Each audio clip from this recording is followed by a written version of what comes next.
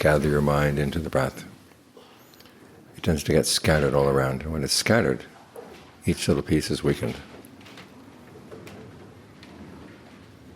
When the different parts of the mind come together, that's when they can strengthen one another. So come together at the breath and try to stay here at the breath. Other thoughts may come into your mind, but you don't have to follow them, because again, they'll scatter you. When the mind is gathered, it can watch itself and it can understand itself. That's where its true strength lies. The Buddha says we gain strength through conviction in the principle that your actions really do matter, that when you act on skillful intentions, the results will be good in the long term. If you act on unskillful intentions, the results will be bad in the long term. That gives us confidence in the power of our actions. And then we try to use that power well. That's what persistence is all about. We have to remember that, so we develop the strength of mindfulness too. The mind, when it's mindful and persistent, settles down into concentration, a sense of well-being, a sense of solidity inside. And that's when it can see itself clearly, because in seeing itself, that's when it begins to realize that the Buddha was right. The things that cause suffering to the mind are not so much things coming from outside. It's how we filter and adjust those things from outside, how we turn them into our experience in the present moment. You can't see that clearly if you're watching things outside. You see it more clearly when you're watching your own mind.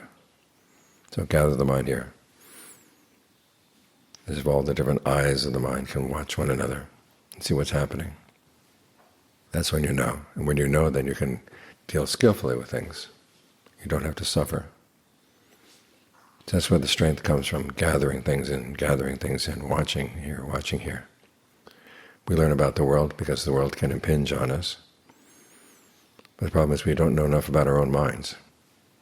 And it's through our minds that we can take the events of the world and either make them a cause for happiness or make them a cause for suffering.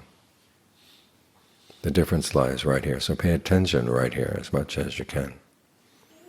Something you should do every day. As the Buddha said, it's an activity that should become a regular part of your sila.